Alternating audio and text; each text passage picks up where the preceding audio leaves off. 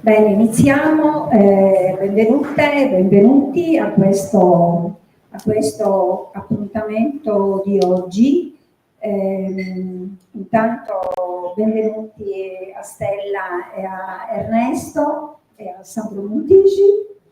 Io vorrei iniziare, prima di presentarvi i nostri ospiti e poi entrare proprio nel merito della questione, insomma, la presentazione di questo libro, che non è solo la presentazione di un libro, ma è parlare insieme, affrontare insieme una storia, la storia di Franca, la storia dell'impegno di Franca, ma la storia di un grande movimento di liberazione che è partito da Gorizia. Quindi non parleremo solo del libro, ma attraverso il libro proveremo anche a ragionare insieme su cosa è stato questo grande movimento rivoluzionario che a parer mio non è concluso per niente, e che richiede invece l'attenzione, l'impegno, la passione di tante e tanti ancora oggi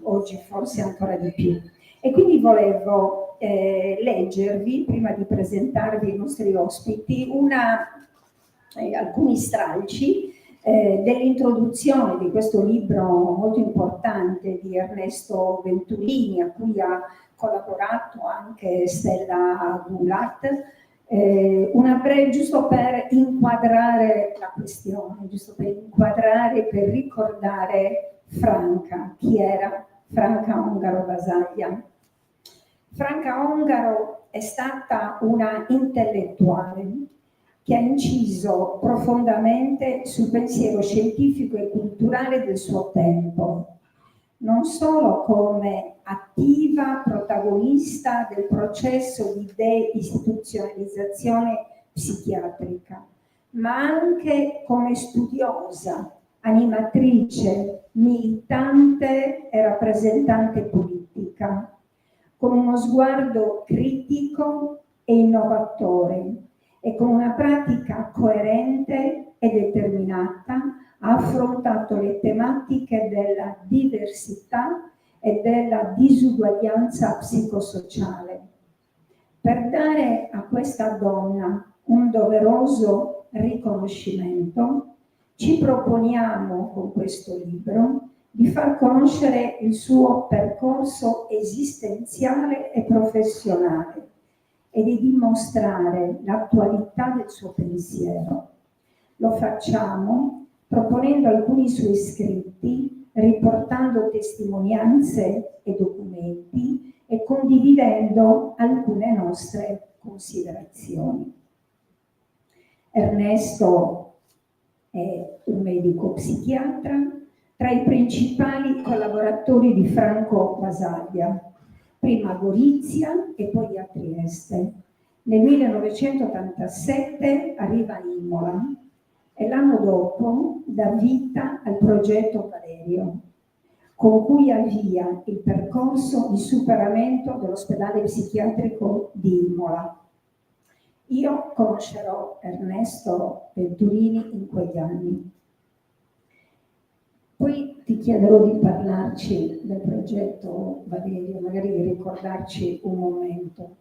Stella Goulart è professoressa di psicologia sociale all'Università Federale di Minas Gerais in Brasile. È una ricercatrice e attivista della lotta antimanicomiale brasiliana e italiana. Il libro contiene una bellissima intervista inedita fatta a Franca Ongaro Basaglia prima della sua morte, e se non sbaglio forse un mese dopo il riconoscimento della laurea honoris causa a Franca Ongaro all'Università di Sassari nel 2001. Così era. Un capitolo del libro, di questo libro, il quarto capitolo, raccoglie saggi di 2 psichiatri che collaborano quindi alla stesura del libro, Manuel Desviat, spagnolo, e Paolo Amarante, brasiliano. E questi 2 psichiatri, nei rispettivi paesi, portano avanti un impegno istituzionale e culturale per l'affermazione dei diritti delle persone con disabilità e delle persone con disabilità psichica, per una salute mentale centrata sui valori democratici. Nel libro analizzano il ruolo svolto da Franca Ongaro Basaglia nel processo di deistituzionalizzazione.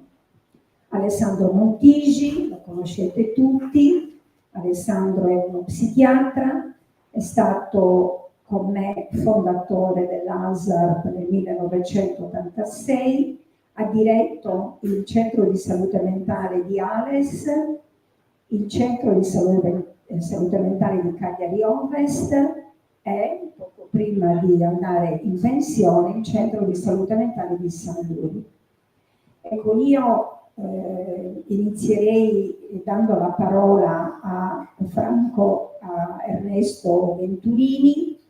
Ti chiederei, Ernesto, perché credo che questo forse anche il bisogno maggiore, no? delle persone che sono qui presenti, che magari inizi raccontandoci il tuo incontro con Franco Basaglia e con Franca Ongaro Basaglia la prima volta a Gorizia.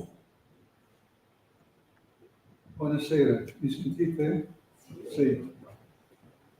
Mi sentite? Sì. Grazie. E sono veramente contento, felice, una sorpresa, non immaginavo questo luogo. Stiamo viaggiando con Franca, più che con il libro, stiamo viaggiando con lei. Ed è un'esperienza meravigliosa. Fino adesso abbiamo fatto circa 7-8 presentazioni, ne faremo altre, altrettante. Poi Stella andrà in Brasile, dopo poco vado giù anch'io e non so come continuerà. Comunque questi incontri mi confermano, scusa, arrivo a rispondere alla tua domanda, mi confermano sul dubbio rispetto al libro. Quando abbiamo cominciato a pensare al libro, mi dicevo tra me e me, ma è come il vecchietto che vuole ricordare le sue storie. Io ho sempre paura di sembrare un vecchietto, ma non lo sono, insomma, no, vedete che sono un giovanotto di 83 anni, insomma. Ma di solito i vecchi pensano, come era bello nei tempi, eccetera. E questa situazione non la voglio vivere. E quindi uno potrebbe pensare, adesso si è scritto tanto su Franco Basaglia, giustamente bisogna rivalutare anche la Franca, adesso si parla dell'amore, poi si parlerà dei figli, dei nipoti, insomma, e con questo nostalgia del passato. E quindi dubbi, ma chi interessa di queste robe qua? Non stiamo appunto nel mondo della nostalgia. Bene, direi che questo dubbio di continuamente volgerci al passato, dicendo com'era bello, che bei tempi, adesso non è più questo, adesso è tutta una merda incredibile, insomma non se ne esce fuori. Bene, insomma, questo più o meno abbiamo vinto questa tentazione, perché, lo voglio dire, non voglio fare nostalgia.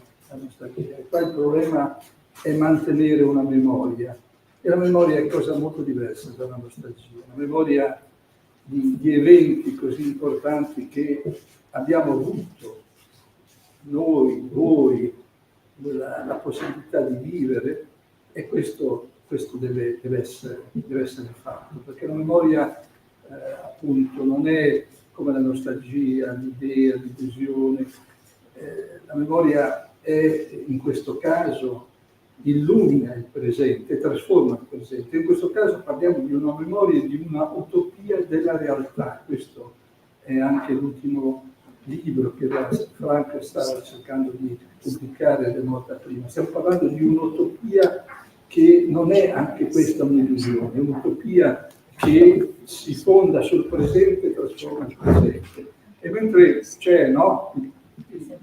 Avvicinati un pochino, scusami Ernesto, perché non ti vedi. C'è questo fatto appunto del presente, del rivolgersi cioè un tentativo è quello di minimizzare, non c'è niente da fare, la disperazione, questo sentimento di impotenza che ci prende quando si vedono questi drammi, queste cose qua, Gaza, in Ucraina, queste cose incredibili e ci sentiamo assolutamente impotenti. Certamente non abbiamo il potere per cambiare queste cose, ma non è vero, cioè la forza dell'utopia di fronte al minimalismo di dire ma accontentiamoci, resistiamo, stare tranquilli, no, dobbiamo con forza continuare a credere di poter cambiare il mondo, come è stato fatto, perché questa esperienza di Franca e del movimento testimonia che l'impossibile è possibile. Questo è il sentimento e in questi giorni noi proviamo questo, sentiamo questa cosa, sentiamo che in fondo il bisogno delle persone è di uscire fuori da questa situazione di tristezza, di impotenza, e invece parlare di cose potenti, di cose come la storia di questa donna. Questa donna, questa persona si impone con una intensità. Persona con cui io conoscevo, non so, posso dire che che frequentavo Franco e Franca come degli amici, ma non è questo. Io anche in questo momento scopro ancora quanto delle cose, delle potenze della loro esistenza. Io ho conosciuto Franco quando ero a Roma in realtà ed ero assistente all'Università di Medicina della Cattolica di Roma e sentivo parlare di questa cosa che avveniva a Gorizia e ho avuto l'occasione, il privilegio di incontrare Franco in una casa di un suo caro amico che era uno psicanalista con cui mi confrontavo, Michele Risso. Ebbene, rimasi folgorato dall'incontro e dalle cose che diceva e dalla semplicità con cui parlava, e il suo discorso fu come sempre: vieni a vederci, vieni a trovarci. E io in quel periodo, pur avendo già sposato con una figlia, eccetera, per 2 anni facevo le mie ferie andando a fare volontario a Gorizia. Ed era un mondo che si apriva, un mondo del cambiamento, dell'impossibile, della possibilità di un avvenire, insomma, che era lì, insomma, che era tangibile. Tanti volontari, e poi è continuato da Gorizia, poi è continuato a Trieste, questa cosa. Mi senti, tu vuoi rialzare in questo? Ma io Ernesto, va meglio? sì. No, va bene, se mi sentite, sì, va bene. Sì. E quindi questo primo viaggio volontario, entrando in questo mondo, allora era impossibile pensare che avvenissero, che ci fossero delle porte aperte in un manicomio, che la gente potesse uscire, che esistessero delle assemblee dove al tavolo c'erano i ricoverati che davano la parola ai medici eventualmente se alzavano la mano e se non c'erano delle stupidaggini, perché potevano essere anche criticati. era una cosa assolutamente inimmaginabile questa situazione. E in questa situazione ho incontrato Franca per la prima volta, che appunto non era solo la moglie di Franco Basaglia, ma era anche lei volontaria, perché guarda bene, Franca nasce a Venezia, il padre è un lavoratore a Murano del vetro, muore e quando Franca praticamente quando lei faceva la scuola media, questo determina una situazione di difficoltà economica, per cui lei deve rinunciare, lo dico io, ma è evidente che era così, per lasciare al fratello la possibilità di andare all'università e andare a lavorare.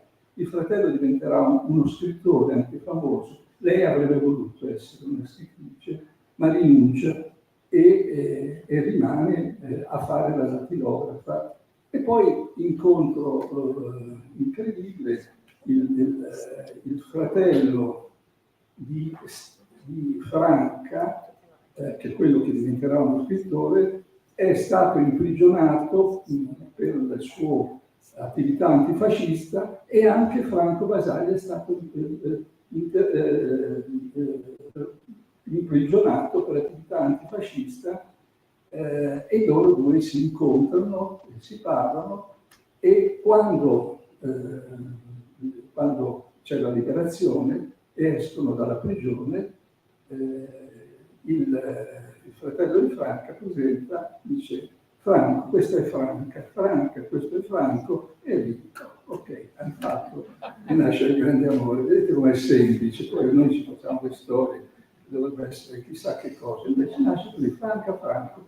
E tra l'altro, come poi spiegherà Stella, questo fatto di Franca, quando prende lo scritto degli articoli su Franca, il correttore di bozze corregge e dice no, è Franco, Franca è una stupidità, è Franco, no, è Franco, come Franco? Franco è Franco, no dai, Franca, è un'altra persona, un'altra situazione. Ebbene, Franca non ha la possibilità di andare all'università, tenterà quando va a Gorizia facendo la volontaria, quindi io la conosco a Gorizia come volontaria, insieme, no? Io sì, beato, eccetera, ma ancora inesperto, lei senza laurea, ma lei apre la porta della sua casa è aperta, ci andiamo tutti, giovani, volontari, con il sacco a pelo, così lei si preoccupa che non sporchiamo, però ci lascia portare il sacco a pelo. Io in realtà ho dormito non il sacco a pelo, avevo una pensioncina dove andavo lì, eccetera. Va bene, quindi è una cosa così intensa e affascinante che quando io mi specializzo e all'università già lavoravo nella clinica della psichiatria, il professore mi dice adesso eravamo i primi studenti del Policlinico Gemelli. Il Policlinico Gemelli non esisteva, si è formato quando c'eravamo noi, dice tu se rimani qua c'è una carriera sicura, stai tranquillo, eccetera. Ho lasciato tutto e sono andato a Gorizia e non mi sono pentito, anche se questo ha significato cambiare tutta la mia vita e anche quella delle persone che mi erano vicine. Quindi, che dire, ho avuto questo enorme privilegio di conoscere queste persone, di trovarmi in quel momento in una situazione che era veramente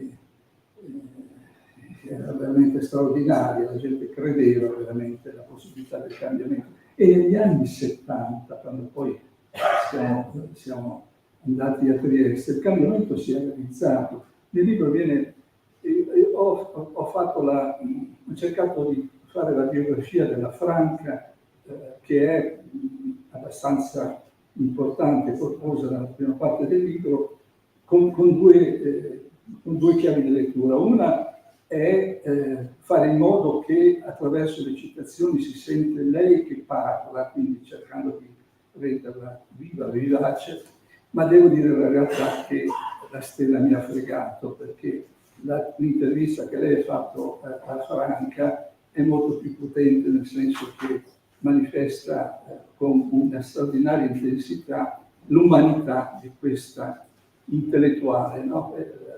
Gisella è partito un intellettuale, queste parole, che era subito un intellettuale, era una persona che prima di essere intellettuale era una persona che aveva un senso etico, un senso di responsabilità e una capacità di giocarsi in prima persona.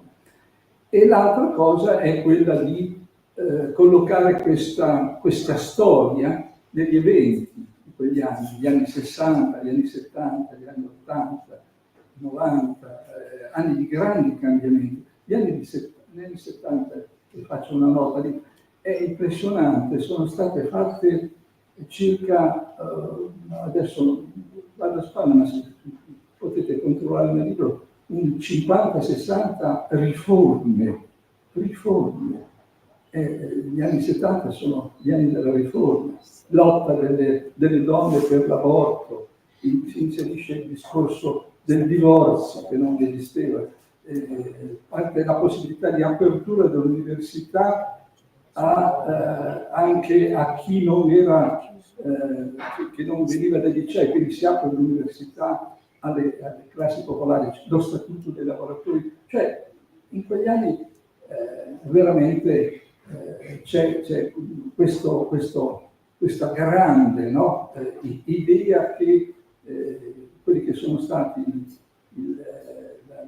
l'eredità della lotta, della resistenza contro il fascismo, finalmente negli anni 70 si aprono. Gli anni 80, Margaret Thatcher, Reagan, le cose cambiano un po' nel mondo, cambiano abbastanza, no? Mi posso fermare un attimo? Assolutamente. Parlerò dopo.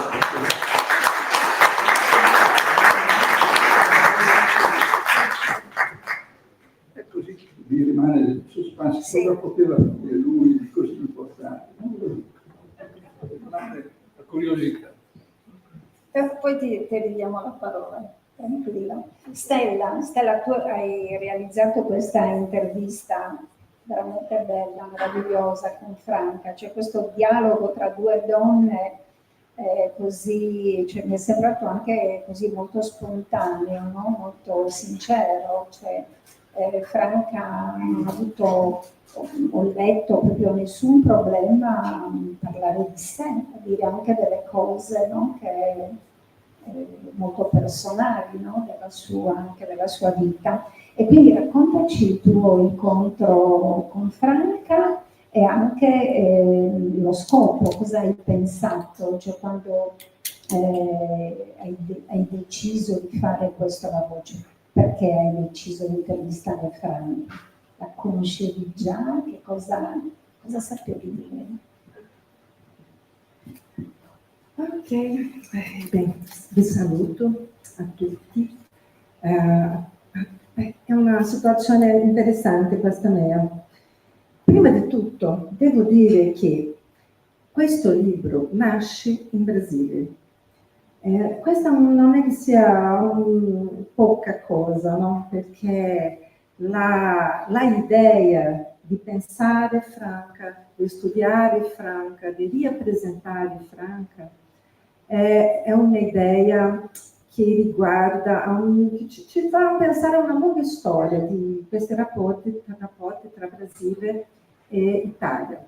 Non so se mi comunico bene, no? Proviamo, sì, no? Perché è così, sempre una sfida parlare di una cosa così importante in una lingua che mi è straniera, no? Però che mi piace tantissimo. Ok, come mai? Io la prima volta che ho conosciuto questa Franca Ongaro Basaglia è stata giustamente per occasione di un incontro del Resso di psichiatria nella mia città in Brasile, nella mia città si chiama Belo Horizonte, bel nome, no? Belo Horizonte, bel tramonto. Ok, 1983. Io ero una studentessa, avevo appena finito la mia laurea, cominciavo a fare la mia specializzazione in salute pubblica. Sono andata lì ovviamente pensando, no, che so per chi non conosce, vuol dire rete di alternativa alla psichiatria. Avete mai sentito parlare di questa cosa? Molto interessante perché era un'organizzazione mondiale e era l'8º incontro che accadeva.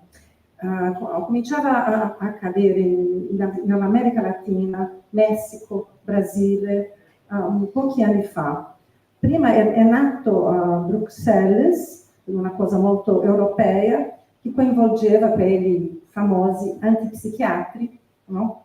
Ma non soltanto, perché c'erano anche tanti altri modalità per affrontare il problema quel tipo di assistenza manicomiale troppo centrata nel manicomio, troppo centrata nel letto, nel ricovero all'interno di un ospedale psichiatrico, che erano dei posti assolutamente orribili in qualunque posto del mondo, in qualunque paese. Allora, lì è stato il mio primo incontro. Sono andata lì un po' per sapere di Basaglia. Io ho incontrato questa donna che parlava invece di donne, parlava di salute mentale e donne. Mi sono innamorata di quella donna in quel momento lì, anche se io studiavo già la riforma psichiatrica brasiliana e la riforma psichiatrica italiana, la vostra, no? La nostra riforma psichiatrica è stata interrotta da un golpe di Stato negli anni 60. Più o meno si può pensare storicamente che questi due processi vanno pari passo, però con una dinamica totalmente diversa dal punto di vista politico. Ok, questo è stato l'argomento di studio di tutta la mia vita. Ho girato con questo argomento, ho scritto tante cose in Brasile e anche qui in Italia. E per occasione, in questo 2001, io ero già a Bologna a fare una ricerca all'interno dell'Istituto Gianfranco Minguzzi, in quel posto lì, insieme con Ferruccio Giacanelli, che mi faceva girare all'interno di quella bellissima biblioteca. E io volevo sapere non tanto sulla riforma psichiatrica, volevo capire la dinamica dell'azione sociale, il movimento sociale che c'era alle spalle di una costruzione così radicale: chiudere dei manicomi, costruire dei servizi di cura in libertà. No? Da noi si dice così, cura in libertà. Mi sembra una immagine abbastanza sintetica di tutto questo processo che ovviamente non è che cominci precisamente in Italia, ci sono altri riferimenti, però in Italia diventa una politica pubblica. E questo fa di voi, no? Di noi, perché no, anche io me la sento un po', qualcosa di molto originale, di molto speciale. Ok, allora facevo questa ricerca che dopo è diventata un libro che si chiama As Raízes Italianas da Luta Antimanicomial, ossia radici italiane della lotta antimanicomiale brasiliana, perché è stata questa cosa, queste radici sono dei riferimenti importantissimi. Il Brasile ha fatto una legge molto somigliante alla legge 180, ossia 833, no? E questo significa che c'è un gemellaggio molto intenso dal punto di vista politico tra di noi e c'è anche un'ammirazione, un amore, direi così, no? Un amore perché Franco Basaglia, appena avete raggiunto la possibilità di far vincere questa legge, anche se non è stata la legge desiderata esattamente da Basaglia, ma appena riusciti, Basaglia è invitato ad andare in Brasile per partecipare ad un incontro internazionale che si chiamava, di una rete che si chiamava Istituto brasileiro de análise de grupos e instituições. Era uma istituzione psicanalitica, avete capito un po' intuito cosa significa, no? È una istituzione e loro hanno fatto un incontro e sono appena presentati un libro meraviglioso con 4 o 5 seminari veri di Basaglia, ma anche Thomas Haas,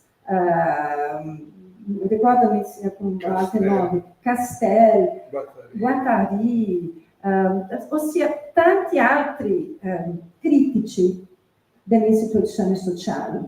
È stato un incontro molto importante quello lì, allora parlo di 1978, no?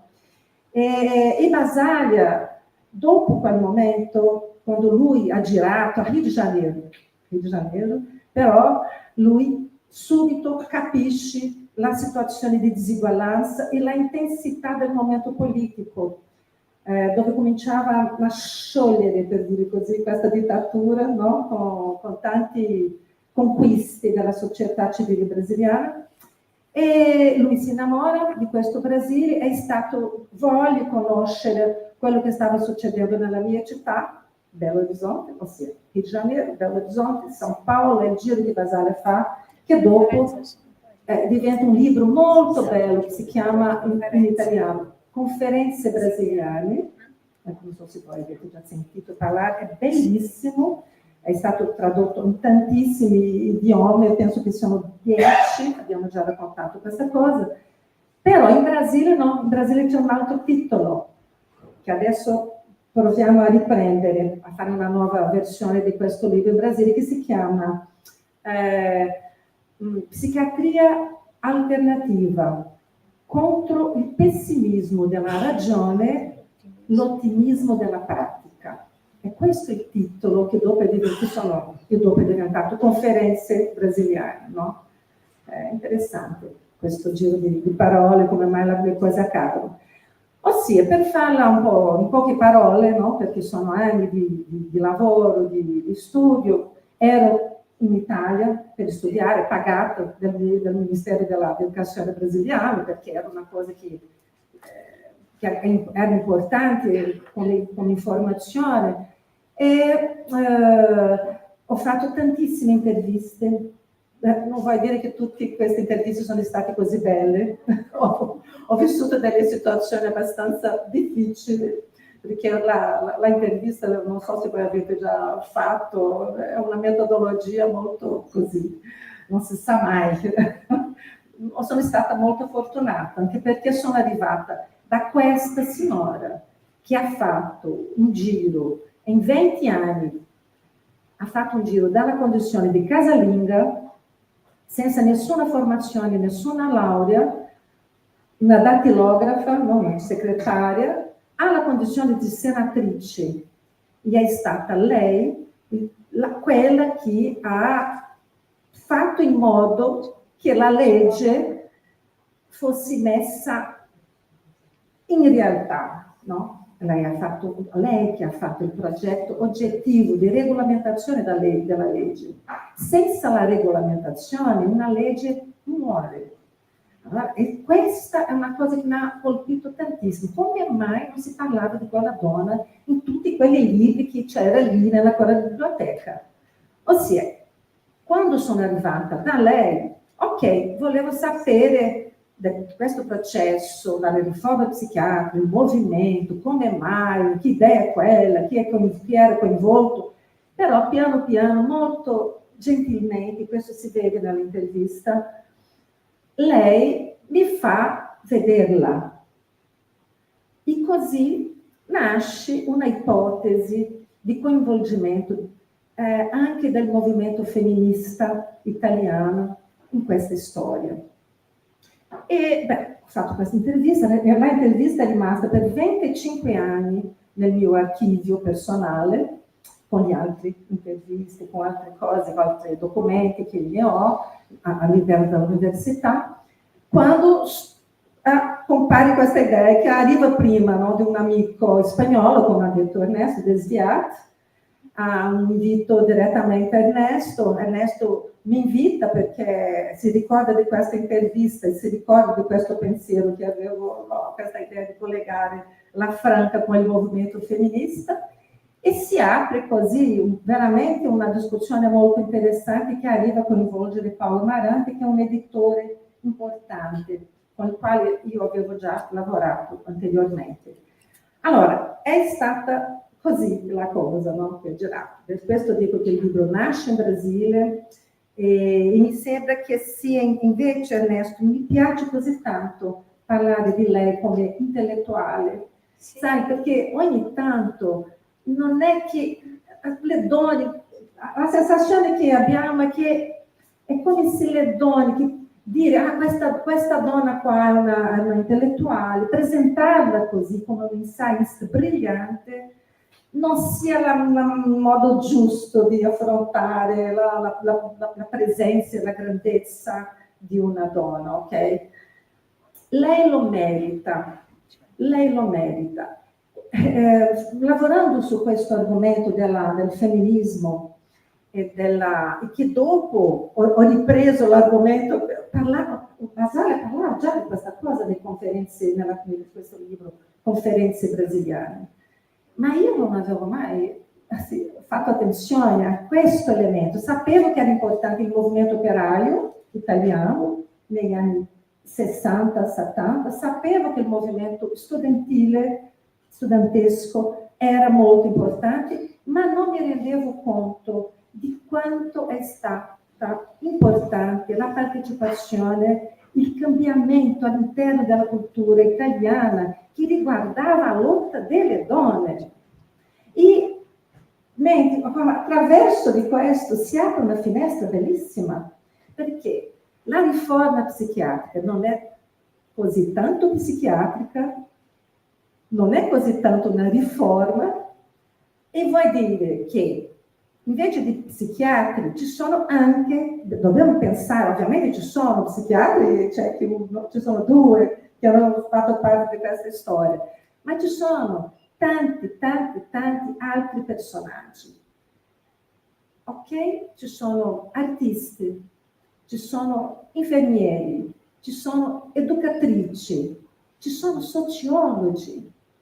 Senza Franca non sarebbe possibile pensare a un concetto che è stato fondamentale, che era di istituzione totale, che lei ha portato dentro della discussione attraverso la traduzione di Erving Goffman, che non so se lo conoscete, che è uno molto bravo sociologo americano, nordamericano, tanto sarà americano, no? non si vede, America è veramente grande, c'è la Latina America che è ancora più grande. Ossia, lei ha introdotto, e dopo quando si rilegge tutta l'opera che lei ha fatto girare come scritti di Franco Basile, 2 volumi, e piano piano si capisce quando si legge sotto pagina così, sai che l'osservazione di sotto pagina? Lei dice, io ho collaborato con questo articolo, io ho collaborato con quest'altro, ho collaborato. Lei ha collaborato con tutti i testi, tutti i saggi che Franco ha scritto dal 1966 in poi, molto prima di essere riconosciuta come sociologa, come scientista politica. Ma è molto interessante perché questo ci fa pensare alle narrative che sono state invisibilizzate all'interno di queste storie. E ok, c'è posto per noi, no? Come donne, come attiviste, pensando ai familiari, saluto la UNASAM in questo senso, coordinamento nazionale di salute mentale, così come saluto la lotta antimanicomiale brasiliana, la RENILA, che è la rete internucleos, la lotta antimanicomiale, che c'è un'altra strutturazione che si chiama così, e tanti altri associazioni e istituzioni che sostengono questa lotta di tanti anni così difficili, perché i manicomi sono tanti e rinascono ovunque, è impressionante, più che altro nella nostra testa. Grazie.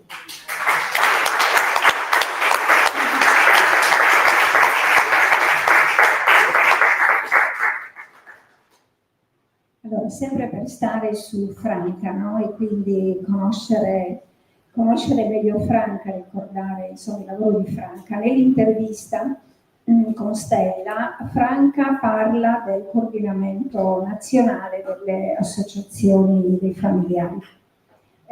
Quindi qui adesso insomma, magari racconto, ma voi probabilmente, tanti di voi questa storia la conoscono già, ma la ripetiamo. Io incontro Franca per la prima volta nel 1986. Franca era, se non sbaglio, alla sua prima esperienza di senatrice, forse è iniziato nell'85. Nell'83 è iniziato, quindi era nella la prima legislatura. E Franca faceva parte della Commissione Sanità del Senato, quindi già da subito lei aveva iniziato ad impegnarsi per la costruzione di un progetto obiettivo per la salute mentale, perché la legge 180, essendo una legge quadro, era rimasta inizialmente praticamente inattuata. Insomma, ricordiamoci che anche gli ospedali psichiatrici, la stragrande maggioranza degli ospedali psichiatrici sono stati chiusi nel biennio 98-2000, quindi 20 anni dopo l'approvazione della legge 180. E Franca, com'è che incontro Franca? Perché in quell'anno, nell'86, iniziavo a creare le basi qui in Sardegna per la nascita dell'Associazione Sarda per l'attuazione della riforma psichiatrica, insieme a Sandro e ad altre persone. In quegli anni, a partire dall'85, io lavoravo nella pubblica amministrazione, facevo la sindacalista da sempre, da quando ho iniziato a lavorare nella pubblica amministrazione 20 anni, e nell'85 facevo parte della segreteria territoriale della funzione pubblica. Erano anni per me e per la mia famiglia molto difficili, perché avevamo la situazione, insomma, della malattia di mia sorella che non trovava soluzione, come tante famiglie, come la stragrande maggioranza delle famiglie in Italia, perché l'unica risposta in quegli anni, negli anni 70, quindi io inizio negli anni 70 ad affrontare insomma, il rapporto mio, della mia famiglia con l'ospedale psichiatrico, e quindi negli anni in cui ero nella segreteria della funzione pubblica discuto anche con i compagni e le compagne del sindacato su cosa fare anche come sindacato, insomma, per venire fuori da questa situazione. E organizziamo, quindi mentre io mettevo le basi per creare l'associazione, organizziamo un convegno a Cagliari. E al convegno partecipano Maria Grazia Giannichedda, che insieme a Franca Ungaro Basaglia portava avanti l'attività dell'associazione Franco Basaglia, e Tommaso Lo Savio, che era all'epoca direttore dell'ospedale psichiatrico Santa Maria della Pietà, ancora aperto. È l'ultimo ospedale psichiatrico che è stato chiuso in Italia. Quindi durante i lavori di quel convegno, Maria Grazia mi parla di questa idea che lei e Franca avevano di mettere insieme le poche associazioni dei familiari che in Italia dall'inizio degli anni '80 si stavano costituendo, ma chiaramente delle associazioni che nascevano a sostegno della legge di riforma, in difesa per l'attuazione della legge di riforma, perché prima delle nostre stavano nascendo delle associazioni che erano contrarie alla chiusura degli ospedali psichiatrici, quindi in quegli anni ci siamo trovate su due campi avversi. Franca e anche Maria Grazia, loro erano chiaramente interessati ad incontrare tutte le organizzazioni dei familiari, anche quelle contro la legge 180, perché bisognava trovare comunque un punto di incontro, perché anche le famiglie che erano contrarie alla chiusura degli ospedali psichiatrici erano contrarie non perché volevano che i loro figli vivessero rinchiusi in un manicomio, perché erano terrorizzati all'idea di dimissioni selvagge, come purtroppo poi è accaduto in Italia, in tanti luoghi, quindi a delle dimissioni che lasciavano le famiglie sole a gestire delle situazioni assolutamente ingestibili, ingovernabili.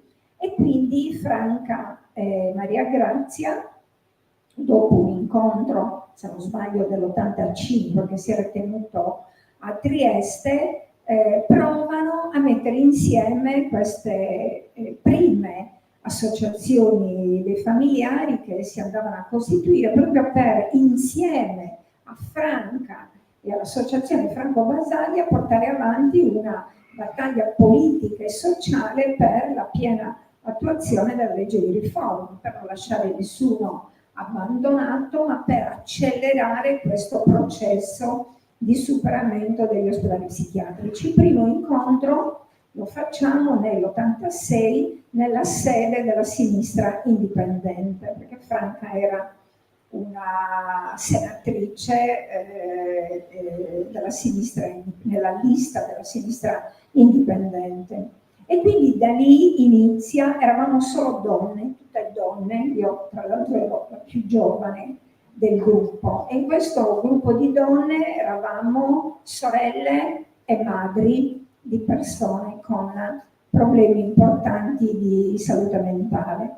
E da quel giorno, per lunghi anni, quindi fino al 93, che è l'anno in cui si è costituita l'UNASAM, come coordinamento nazionale delle associazioni dei familiari, quindi un movimento importante, un movimento storico, un movimento di rottura che è messo in piedi inizialmente da donne. Poi siamo arrivati a costituire l'UNASAM, e nel momento in cui abbiamo lavorato per costruire l'UNASAM iniziavano ad arrivare anche altre associazioni che nel frattempo, insomma, nel nostro paese si andavano costituendo. Io di Franca a parte che avevo verso di lei un affetto e una stima incondizionata. Franca era molto più grande di me, aveva più o meno l'età di mio padre, forse lei era nata un anno prima di mio padre, ma lei era stata con tutte noi di questo movimento una compagna, una grande compagna di lotta, perché con Franca siamo stati in tutti i luoghi del confronto e del dibattito per, come dire, ampliarlo questo movimento, non per chiuderlo, per ampliarlo questo movimento, per andare decisi verso il superamento degli ospedali psichiatrici. Tu ne parli nell'intervista, perché Franca racconta anche quanto è stato difficile il suo lavoro politico all'interno della Commissione Sanità per 2 legislature, perché le proposte che lei presentava non venivano poi portati avanti, non venivano portati alla discussione del Parlamento. Nessuna delle proposte di Franca è stata portata in discussione in Parlamento, ma quelle sue proposte, quelle modello organizzativo per l'organizzazione dei servizi territoriali di salute mentale che Franca nelle sue proposte aveva portato avanti, sono diventate la base per il primo progetto obiettivo salute mentale e poi replicato anche dal secondo progetto obiettivo. Cioè Franca in tutti quegli anni si è spesa senza limite alcuno. Questa è la cosa che a me di questa donna molto speciale mi aveva profondamente colpito, anche quando Franca ha iniziato ad avere problemi di salute. Anche lì lei non ha mai abbandonato il campo e non ha mai abbandonato il campo. Ricordo, forse voi questa cosa non la ricordate, ma Franca era stata con una parte della Commissione Sanità del Senato anche a Cagliari ad incontrare l'allora comitato di gestione della unità sanitaria locale che gestiva l'ospedale psichiatrico di Cagliari. Il presidente era Lubelli, se ve lo ricordate, socialista, che non aveva nessun rapporto con l'organizzazione dei familiari, anzi era nettamente contrario al nostro movimento, e Franca, su nostra richiesta, ma lei ne era assolutamente convinta, aveva voluto vedere l'ospedale psichiatrico di Cagliari, aveva visitato il primo padiglione uomini di Villa Clara, che era come tutti gli altri padiglioni veramente terribile, quello dei maschi in modo particolare, e aveva visitato anche il servizio psichiatrico di diagnosi, il servizio psichiatrico di diagnosi e cura. Poi con lei siamo stati in tante città italiane, in tanti luoghi, proprio per portare avanti la battaglia per il superamento degli ospedali psichiatrici. Oggi con noi non abbiamo Lilia Soglia, che è stata mia compagna di lotta in questa avventura, insieme a Franca e a Maria Grazia Giannicola. Però Lilia ci ha mandato una registrazione, una sua testimonianza del suo impegno nello storico coordinamento nazionale, che direi che insomma che mandiamo, perché lei ha concentrato questo suo intervento un po' su come lei, familiare, sorella, come me, ha vissuto il suo impatto con l'ospedale psichiatrico di Imola, che poi è stato chiuso con il grande lavoro di Ernesto Venturini. Quindi direi che mandiamo questa testimonianza di Lilia e poi passo la parola a Sandro.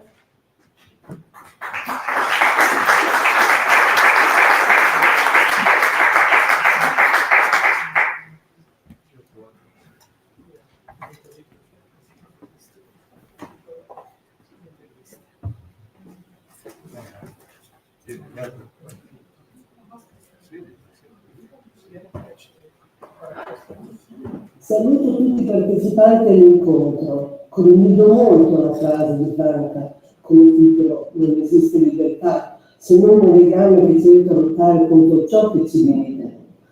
È proprio questo concetto che ha fatto nascere l'associazione familiari e il coordinamento nazionale, di cui io, Lilia Soglia, sono cofondatrice. È una testimonianza la mia, sono sorella di Marino, un matto che non era matto. Ho varcato la soglia del manicomio di Imola che avevo 12 anni. Per ogni domenica la trascorrevo nella stanza di accoglienza dentro il manicomio, quella stanza scalcinata a sinistra, appena varcato il portone d'ingresso, assieme ad altri familiari che arrivavano dalla Romagna. Dividevamo i pasti con i nostri cari. Povera gente in generale, che faceva chilometri per stare un giorno in giro per condividere con i loro cari ricoverati un pezzo di dolce, una minestra per addolcire quelle giornate, fare sentire l'odore di casa. Così con la loro puntuale presenza scandivano anche il passare del tempo lì dentro. Ho attraversato la mia adolescenza vedendo tutte le strutture del manicomio, ormai note a tutti. Divisioni dei reparti, uomini, donne, vestiti tutti in grigio, odori di pipì, erano chiusi bagni, le chiavi erano un mio incubo. Chiave per entrare in ogni stanzone, uno dentro l'altro. Non c'era uno spazio dove vivere la propria intimità, nessun oggetto personale. Ricordo il reparto 14 delle donne, le loro urla supplichevoli chiuse dentro i reparti, e il muro dell'ora dell'aria che recitava i giardini pieni, chiuso. Le chiavi, mazzi di chiavi attaccate alla cintura degli infermieri. Non c'era uno spazio per vivere la propria intimità. Ero disperata e intanto sentivo parlare di Basaglia. Racconti un episodio significativo che rimane nella mia memoria. Chiedevo un cuscino per mio fratello, per dormire, che non aveva. Non ricevo nessuna risposta. Disperata affrontai l'infermiere di turno e chiesi: ma lei ha un figlio? E ce l'ha un cuscino? La risposta era ovvia, un torino in taglio rosso. Non era colpa di questi infermieri, erano scelti forti per reprimere. Prigionieri loro, prigionieri mio fratello, prigioniera io. Ma confermo che quello che fuori era normalità, quello che avveniva dentro l'istituzione manicomiale diventava anormalità. Non esiste una soggettività nell'istituzione totale. Ero disperata, ero femmina, non maschile, piccola e anche familiare. Cercavo uno psichiatra con il coraggio di affrontare la chiusura dell'istituzione manicomiale. Alcuni c'erano e si faceva il gruppo per sensibilizzare, ma non avevano il potere del ruolo riconosciuto per farlo chiudere definitivamente. I familiari subivano, costretti dalla scarsa informazione e dalla povertà di parola, ma dovevano pensare che si curavano i propri cari per non impazzire. Bastava poco per entrare dietro il manicomio e rimanere per tutta la vita. Ero disperata. Seppi di uno psichiatra basagliano arrivare a Rimini per dirigere il Dipartimento di Salute Mentale, non andati poi in porto. Andai a incontrarlo, era il dottor Venturini, che accettò la sfida che questa ragazza, triste che ero io, gli comunicava. È stata la speranza, diventata così concretezza, chiudere definitivamente i manicomi della realtà imolese. Noi familiari abbiamo fatto poi del dolore una forza, costruire un villaggio, una casa dove vivere nella città e non nell'esclusione. Il resto è storia. Ora, nel sentire il percorso, sento che il mio spirito appartiene a quei momenti difficili, rimane un marchio. Emozioni che rimangono, il manicomio ci ha forgiati. I diritti di vivere con dignità non solo per il benessere della salute mentale, ma per i diritti di tutti, immigrati, poveri, diseredati. Non c'è un sopruso di uomo su uomo crea una sofferenza inutile. Grazie e buona serata a tutti.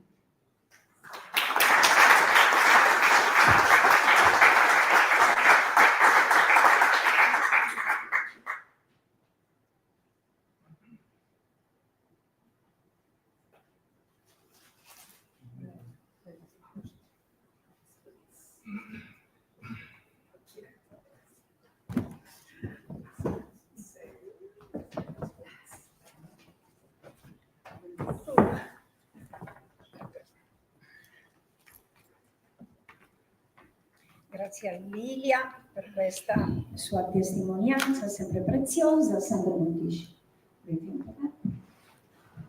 Così. Posso rompere il protocollo? Assolutamente. Posso rovinare il protocollo? Sì, sì. Ma io, è bellissimo questo circolo. Io vado in spritz. Che per stare così nella stessa sintonia. Così. Dopo di ascoltare queste storie, mi viene proprio in mente una voglia di un spritz.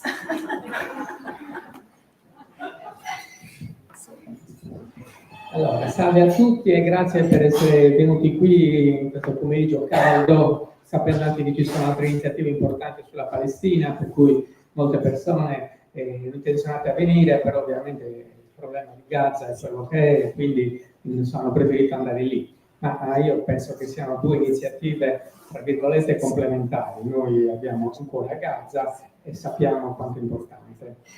Siamo qui in questo posto che mi piace sempre di più, infatti sempre i complimenti a chi gestisce sul circolo, per me è diventato un po' anche casa nostra, grazie anche a Ernesto Venturini, Stella e gli altri due autori che hanno deciso di scrivere e pubblicare questo libro che merita veramente.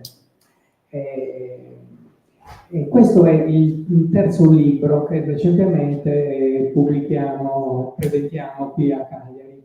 Gli altri due sono stati La cura, della cura di Loredana Di Adamo, studi di fenomenologia e salute mentale, che abbiamo presentato a Monserrato, bellissimo, ed è lei un'autrice giovane che ha poco più di 50 anni.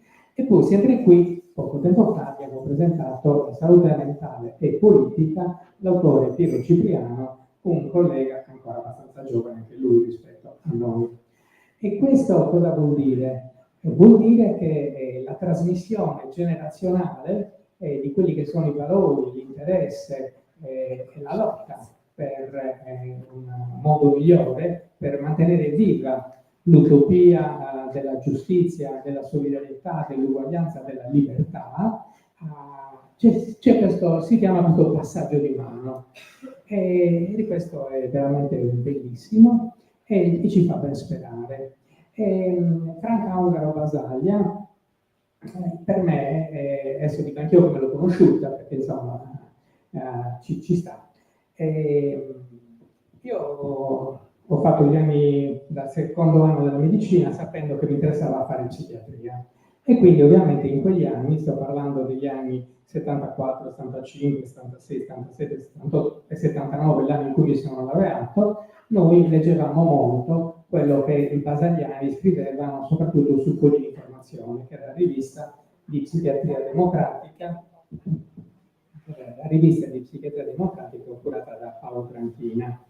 E lì leggevamo le cose bellissime che succedevano e noi vivevamo una realtà che era completamente diversa qui. Infatti, dopo che mi sono laureato nel 79, ho lavorato un'esperienza a casa famiglia dentro un manicomio di Villa Clara, a Cagliari. Ho frequentato come tirocinio il servizio psichiatrico di Mirionis, che era stato aperto da poco, e lì ho visto che c'era ancora una realtà che non aveva niente a che vedere con quello che leggevamo del movimento basagliano. Sembrava che fossero proprio due cose completamente separate. Poi ho avuto la fortuna di fare il servizio militare a Trieste, e lì sono arrivato nella fine di dicembre del 1980, proprio l'anno in cui è morto Basaglia. Quindi il clima che c'era a Trieste in quel periodo era pesante. E io, come medico dell'ospedale militare di Trieste, appena finivo il servizio, correvo nel centro di salute mentale di Via Gambini, dove facevo il volontario, e lì ho visto e ho capito che tutto quello che si leggeva poteva essere realizzato, e lì ho toccato con mano cosa vuol dire fare salute mentale e non psichiatria. E poi una cosa che mi ha colpito era come tutte le persone erano alla mano, cioè ci si trattava tutti alla pari. E quando partecipavo alle riunioni in direzione all'ospedale San Giovanni, e lì ho conosciuto per la prima volta Franca Ungaro Basaglia, che quando veniva era, non dico una festa, però era un momento importante. E lì c'era Franco Rotelli, che aveva preso il posto di Franco Basaglia, e lì ho conosciuto anche Maria Grazia Giannichetta, sto parlando del 1981, e quindi ho respirato quell'aria di quel movimento di liberazione di cui si parlava, e sono rimasto completamente affascinato da quel mondo che si poteva realizzare le cose che sembravano impossibili, l'utopia della realtà. Franca Ungaro Basaglia per me è un po', facendo le mie lucubrazioni un po' particolari, è un po' come una persona che ha messo insieme i due Franchi, Franco Basaglia, suo marito, e Franco Rotelli, il successore di Franco Basaglia a Trieste.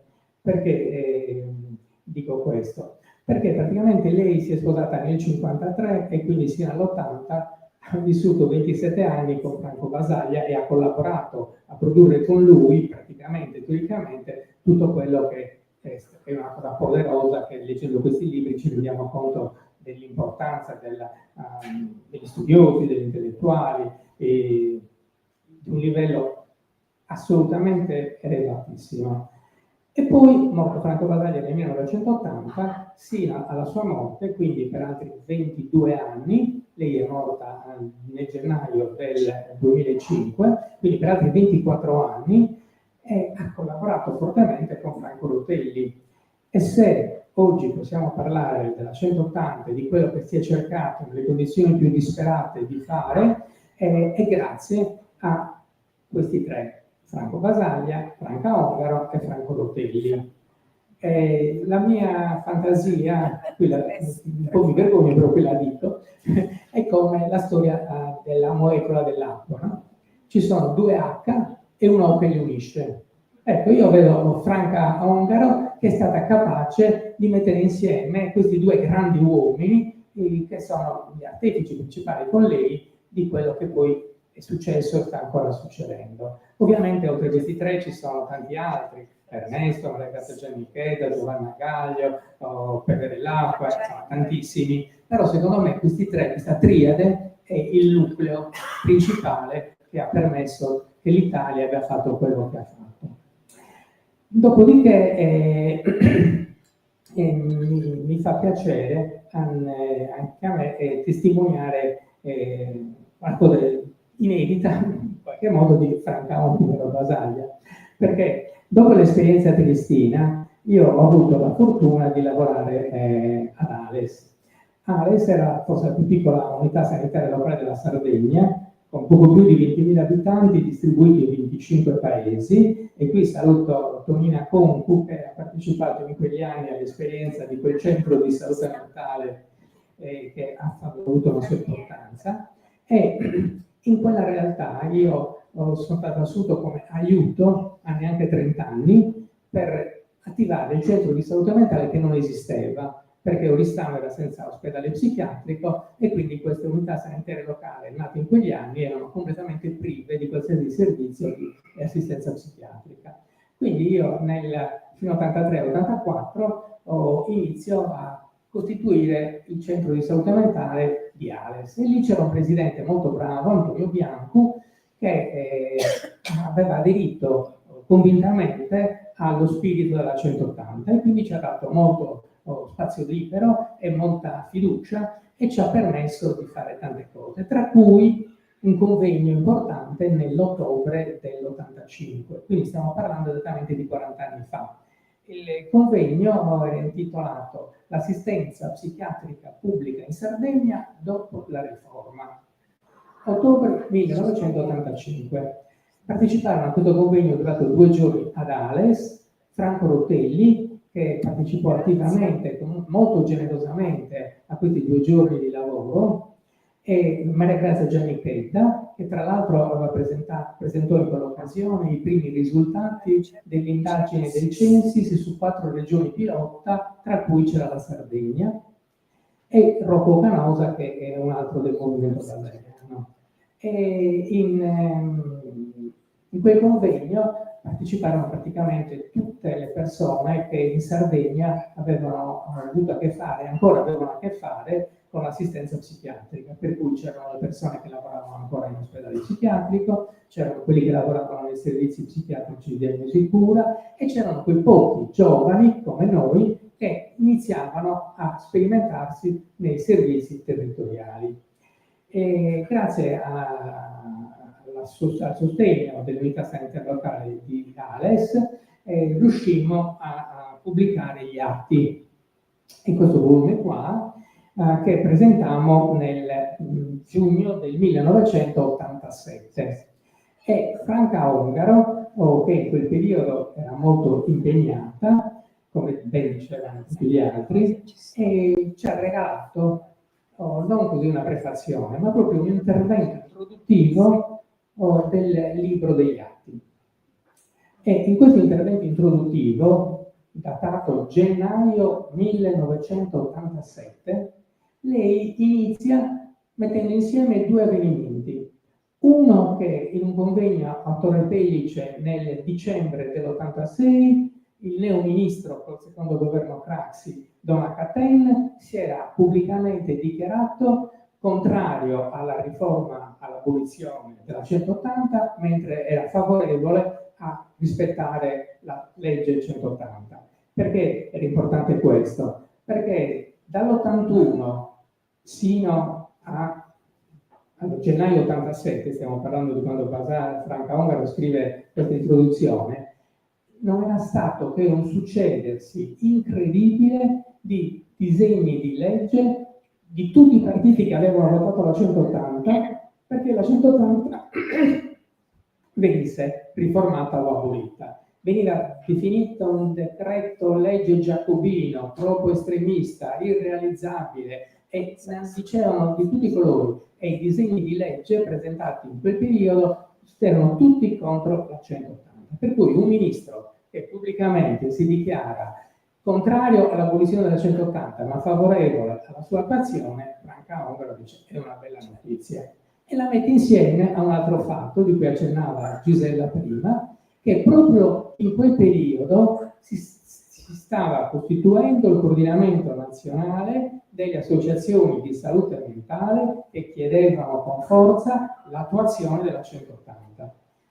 Siamo nell'87, cioè praticamente 9 anni dopo l'approvazione della 180, e la 180 era praticamente lettera morta, perché l'833 aveva inglobato la 180, ma nel piano sanitario della salute mentale non si parlava per niente. Per cui c'è stato questo vuoto pazzesco di passività totale, abbandonata. La legge è stata abbandonata da tutti i politici e anche dai sindacati, diciamo, in quel periodo, per cui praticamente si aspettava che da un giorno all'altro venisse finalmente cancellata e si tornava al manicomio. Questo anche perché la maggior parte degli psichiatri e tutta l'accademia, anche tutti i politici, erano convinti che si doveva tornare al manicomio, e quello era stato un tentativo purtroppo utopistico ma fallito. Per cui queste due iniziative, il ministro che si dichiara favorevole e la nascita del coordinamento delle associazioni favorevoli all'attuazione della 180, Franca Ongaro lo mette in evidenza.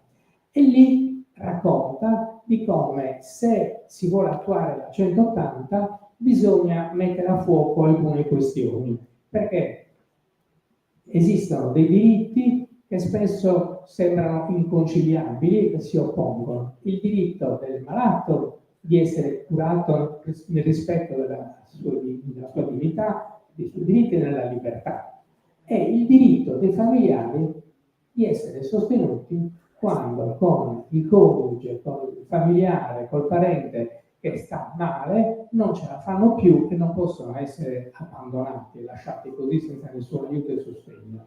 E quindi lei dice, per mettere insieme questi due diritti è possibile solo a certe condizioni, e le elenca velocemente, le riassumo così perché anche l'ora è quella che è, per cui praticamente il nucleo della 180, lei lo dice in poche parole, dice bisogna andare oltre il modello clinico, medico, ospedaliero, dove tutte le crisi vengono trattate esclusivamente con il ricovero ospedaliero e con la terapia farmacologica. E spiega, riferendosi anche alle esperienze di Trieste e non solo, dove queste cose erano già state realizzate, che anche il paziente in crisi può essere adeguatamente assistito e curato, non necessariamente in ospedale, ma anche in luoghi protetti dove può fare pace con se stesso e trovare un equilibrio nel rapporto con il mondo. Questi luoghi devono avere un'alta concentrazione di assistenza, professionalità importanti e soprattutto essere aperti ad allargare la gamma delle risposte, che non possono essere solo quelle medico-psichiatriche, ma devono riguardare tutti gli aspetti che in genere sono implicati nella malattia, quindi la socialità, gli affetti, il lavoro, l'aspetto economico. Quindi si immaginava di avere dei territori dove c'erano dei servizi territoriali con una forte impronta sociosanitaria,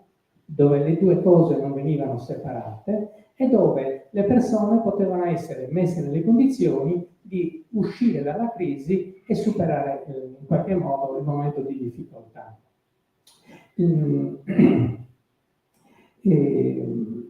È importante notare che le esperienze dove queste cose si verificavano facevano sì che l'intervento tecnico, medico-psichiatrico, più crescevano le risposte che allargavano la gamma delle risposte, e più diventava secondario. Per cui il fatto che ancora oggi noi consideriamo il paziente psichiatrico che necessita il ricovero ospedaliero, la terapia farmacologica, perché altrimenti è come se non si curasse, è proprio segno di come non si è riusciti a far passare a livello culturale, a livello scientifico, quello che è l'essenza del 180. E poi sempre nell'intervento introduttivo diceva un'altra cosa fondamentale che ancora oggi non è riconosciuta da tutti, anzi pochissimi la riconoscono.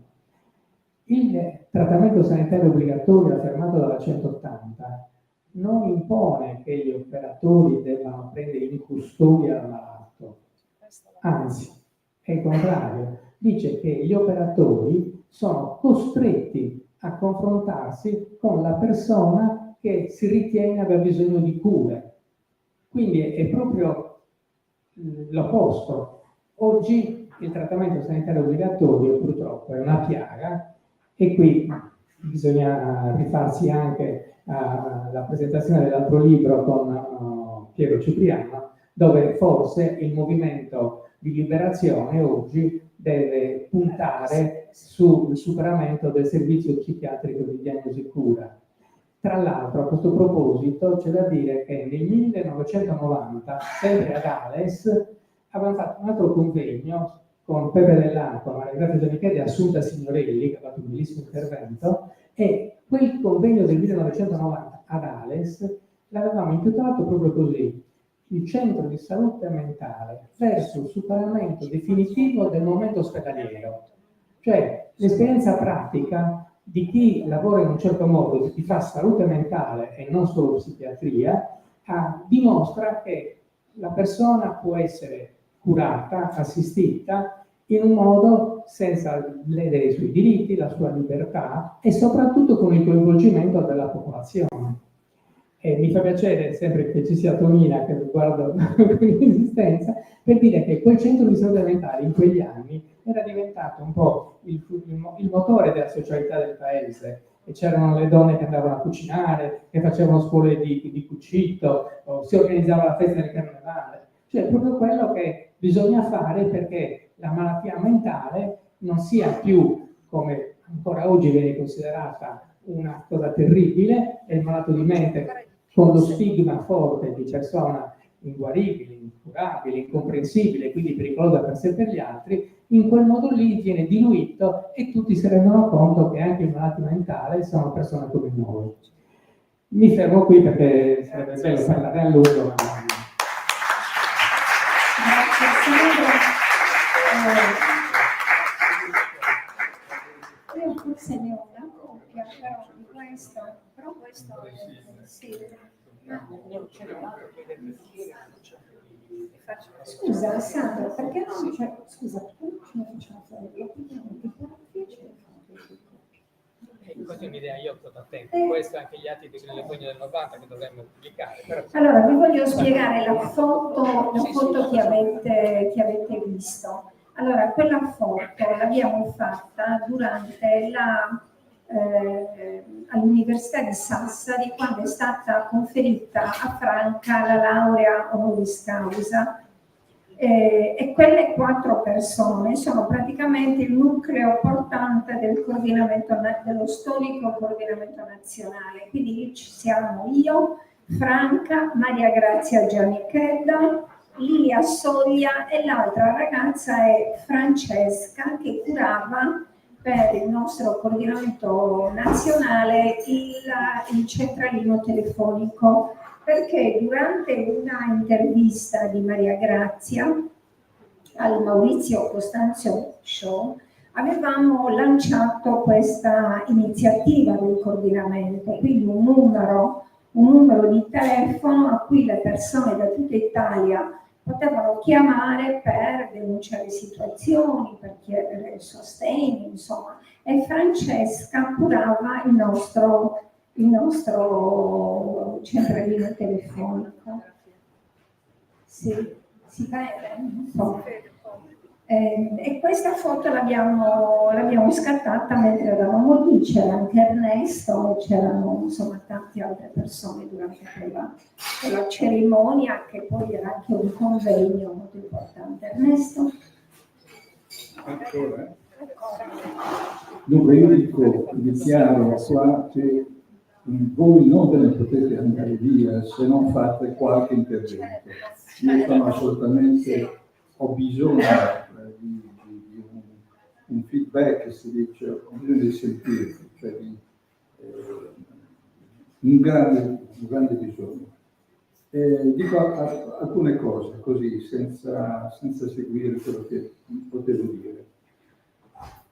Io ricordo che quando ero volontario andavo a Gorizia, ho chiesto una volta a Slavic, che è stato il primo medico che si è coinvolto da Dio di Basaglia, e gli ho chiesto, ma voi come è nata questa idea dell'ospedale aperto, di questo cambiamento, di questo dare la parola ai martiri, delle assemblee?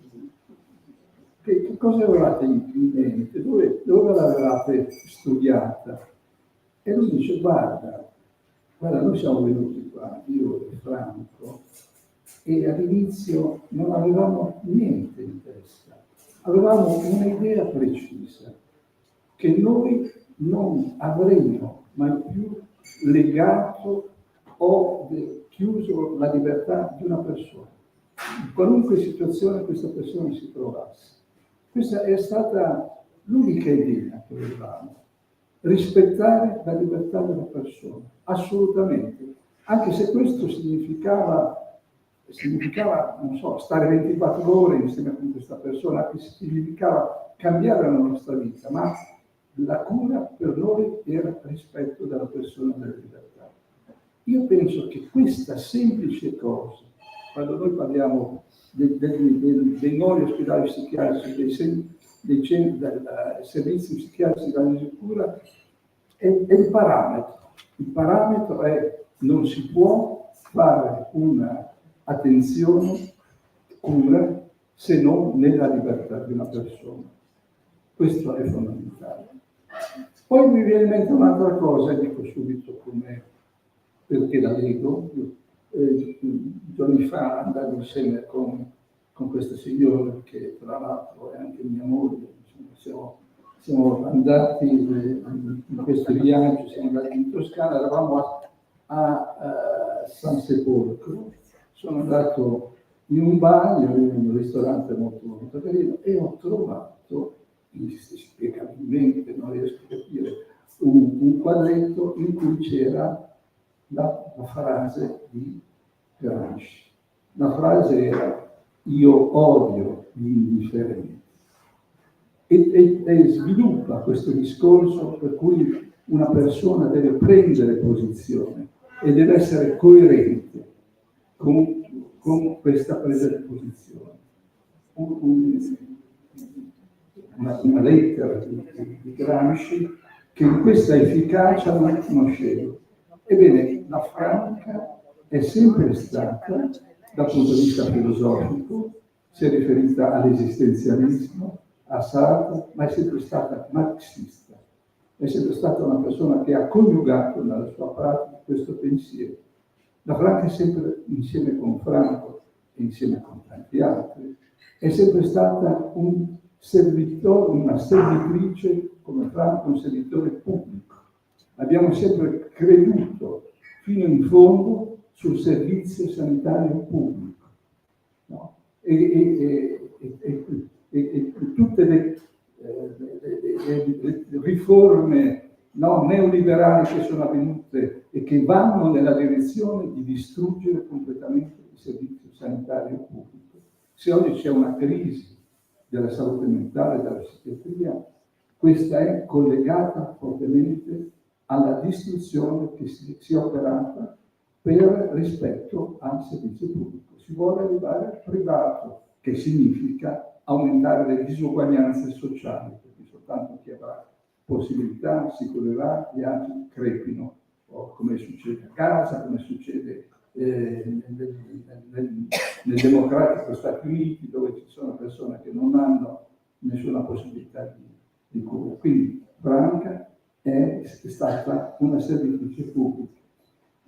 Franca è stata, come Franco, una decolonizzatrice, perché molto spesso noi, no? Europei o noi democratici tendiamo inconsciamente o inconsciamente a produrre e a imporre i nostri modelli, no? Pensando che la democrazia, che il progresso, eccetera, sia, come dire, una prerogativa del nostro, certamente sono il risultato di una storia straordinaria, una storia che si è consumata nelle lotte, nel sangue, pensiamo a tutto quello che ha attraversato e giustamente difendere. Però Franco e Franca si muovono, ad esempio, in Brasile, Franca nel Messico, manifestando esplicitando. Noi siamo qua per condividere delle cose, per ascoltare. Franca era sempre quella che dice di ascoltare. Quindi un atteggiamento assolutamente non impositivo di modelli, ma che ascolta.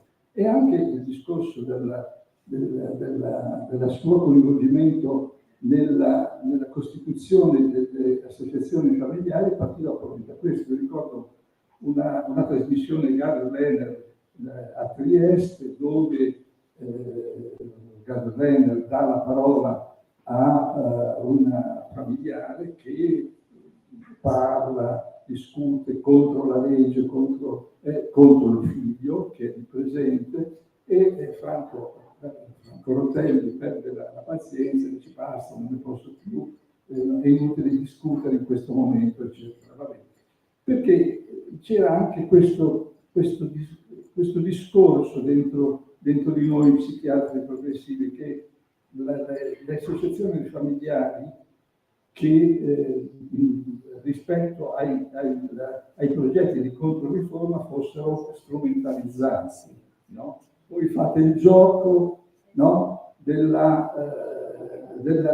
conservatorismo, non ve ne rendete conto, cose di questo genere. Noi ci portiamo dietro dei bias, come ad esempio per anni siamo stati educati sul fatto che ci fosse la madre schizofrenogena, che ci fosse, come dire, che bisognasse ricercare solo dentro la famiglia. È chiaro che dentro la famiglia ci sono delle dinamiche, imputandole, guarda caso, a delle donne, no? A delle madri, no? Senza tener conto che le problematiche che erano lì nascevano da non avere gli strumenti per affrontare la situazione, ad essere soli, disperati in queste situazioni. Infatti ci chiama un momento, ma cos'è questa storia della strumentalizzazione? Ascoltiamoli, i familiari hanno ragione, cioè strumentalizzare o non strumentalizzare, hanno ragione. Cerchiamo di ascoltare, cerchiamo di rispondere ai loro bisogni, perché appunto Franca coniuga questa capacità della negazione e della gestione. Si nega una situazione, ma la si deve affrontare, no? Le si deve dare una risposta. Ad esempio, nel processo per stupro lei partecipa, cioè, quel processo del Circeo contro lo stupro, che diventa un documento della RAI, poi viene fatto un libro, eccetera. La Franca ci si coinvolge decisamente contro quella situazione orribile di processo dove, come al solito, la vittima diventa colpevole, le vittime diventano colpevoli e i colpevoli sembrano vittime. È durissima in questo senso, ma però poi dice, bene, adesso bisognava giungere alla condanna di queste persone, di questi giovani. Adesso il problema non è finito. Adesso c'è il problema del carcere, adesso c'è il problema di queste persone in carcere. Capite che cosa significa questa cosa, no? E riportando al discorso, no, molto paradigmatico del congedo, no? Del momento in cui Franco muore, e lei dice delle parole in quel momento: ecco l'uomo che io ho amato, con il quale io mi sono trovato insieme e contro di lui. E molto spesso mi trovo nella mia solitudine di donna, nella distanza, eppure questo è l'uomo che ho amato. E quindi coraggiosamente, cioè lei può esprimere che l'amore può essere con e essere contro nella chiarezza, no? E appunto Franca non è quella che ho, ma dice e. Cioè questa capacità, questo messaggio che lei trasmette. Quindi queste diciamo, caratteristiche, questi aspetti contro il colonialismo, contro l'ideologia, contro la stigmatizzazione, il patriarcato, eccetera, ma anche con una situazione di cercare, no? Diceva appunto giustamente Sandro, no? Questo mettere insieme, questo affrontare la complessità, questo è, io penso che sia un messaggio di attualità straordinaria. Prima di tutto Franca è attuale perché è inattuale a questo mondo, è completamente contrario a questo mondo, ma ci offre una riflessione, non un modello, non esistono modelli, non un ritorno al passato, ma ci offre una possibilità attraverso la sua storia di poter pensare e ripensare il nostro presente. Per cui compratelo questo libro, ragazzi. Datemi da fare.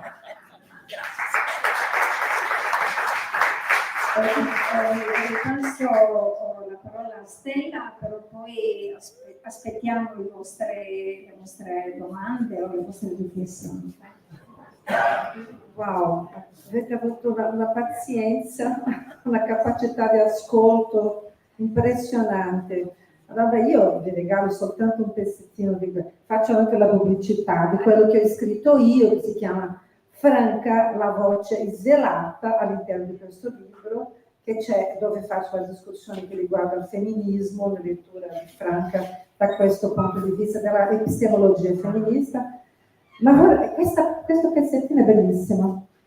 Congedo. Questa è meravigliosa. Pagina 120. Ora che la mia lunga lotta con e contro l'uomo che ho amato si è conclusa, so che ogni parola scritta in questi anni era una discussione senza fine con lui, per farmi capire. Talvolta era un dialogo, talvolta l'interlocutore svaniva e io restavo sola sotto il peso di una verità che si riduce a un'aria resa dei conti con il bilancio in pareggio, se altro non la fa anche sua. Questo è molto bello, anche per vedere un po', per finire, così, perché c'è anche per vedere un po' la tensione in questi rapporti, in modo che possiamo essere capaci di demonumentalizzare Franco, perché bisogna demonumentalizzare in modo tale a poter arrivare a altri, no? È bellissimo, anche concludo con le parole di Franca, perché mi sembra giusto, nella quel momento lì della lezione magistrale. Mi presento come una donna che parla di temi in cui il campo della salute e della psichiatria è preso come un esempio di tutte le problematiche culturali, politiche e sociali che coinvolgono l'individuo e il suo diritto dovere di cittadinanza. Questa è Franca, una donna che si è fatta così in strada, no? Autodidatta, meravigliosa, potentissima. E vi invito a conoscerla, no? Attraverso questo libro. Grazie. Adesso il tempo che ci rimane, prendetevelo, ok? Chi vuol dire qualcosa? Ti avvicini? Sì, vieni.